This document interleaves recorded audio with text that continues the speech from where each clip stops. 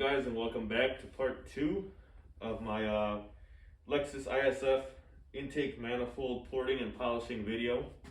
In this video I'm just going to go over techniques on how to port and polish your intake manifold if you're looking to do it at home, what tools I use, and the techniques that I use to get a good finish on the intake manifold. If you haven't watched part 1 of my porting and polishing video on the intake manifold, I recommend you go watch that. It just goes over the comparison of what it looks like before and after. But yeah, let's get into the overall tools that I use and techniques that I use. Alright, so first off, you're going to want to have a drill or a rotary tool of some sort, like a Dremel. I've found that just working a regular drill like this one works perfectly fine. Alright, so first off, you're going to want to have a drill or a rotary tool of some sort, like a Dremel. I've found that just working a regular drill like this one works perfectly fine. Now, when actually doing the porting and polishing, what I like to use is these sandpaper cones. They vary in grits. I also like to use these little metal cutting tools. They work pretty well, but it's not good for finish. It's more for taking off bulk material. And of course, since we're using these sandpaper cones, we're gonna need something to hold them. So having a bunch of these rods in like varying sizes helps you get a different depth in the runners of the intake manifold. I found that to really do this intake manifold, since there's a lot of deep corners and pockets, buying one that's a lot longer helps you get into those deep pockets and get that good finish. Now, all the tools and equipment here does look very simple, and it is. It's more so the technique. You have to have a good hand when you're doing this. You don't want to over port anything, enlarge stuff too much, or hit a spot too much. So it's just good to really get that technique down. I would recommend to anyone that looks to do this on their own, practice on a scrap piece of anything before trying to do it on something that you plan on putting on your car. All right, so now that we're looking down on this intake manifold, you could see there is quite a bit of residual oil here. So we definitely want to clean that up before we start porting and polishing anything, so that we don't get little pieces of metal stuck everywhere.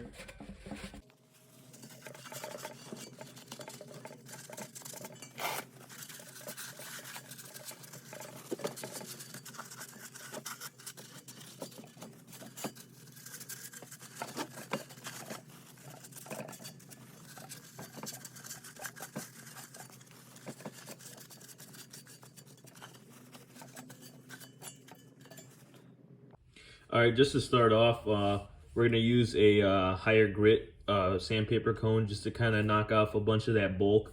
Now that I wiped everything down, you can really see that sharp edge all along the top of these little trumpet things here.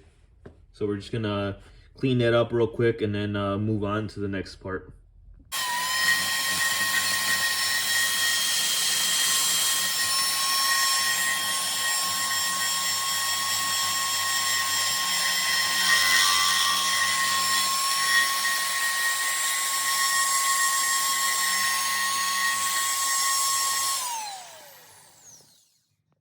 Also, to anyone doing this at home themselves, I highly recommend that you get something to counterbalance the intake manifold. When you're putting pressure on one side, it's going to want to flip, it's going to want to move. So just having something like a dumbbell like this to hold down one side while you're going at it with the grinder will really help a lot. Also, when doing anything like this, you may want to make sure that you are wearing proper PPE, like gloves. You don't want to get metal shards on your hands, and you don't want to breathe them in, so I highly suggest wearing a mask of some sort. All right, so as for techniques, as how I really go about doing the porting, you kind of just want to get in there like this, and then kind of go back and forth. Try not to like put too much pressure, because you're just going to eat up at the sand cone. Just go back and forth like this. And then you'll slowly start to see the finish, the original rough finish kind of go away. In terms of any other techniques or tips or tricks when porting a manifold, you just have to keep the sandpaper cone moving. Just don't hold it in one place for a long time. You'll end up taking up too much material. Just do side to side motions, kind of just like this, or front to back. Also, just so you guys know, this does take a lot of time. If you want to get a good finish just like this right here, that smooth finish, you really got to go at it, and you really got to take your time. Keep a consistent speed on the actual drill itself, or whatever rotary tool you're using. And I can assure you that the finish will come out looking great just like that. Some key parts that you want to hit on this manifold is these sharp edges on the top.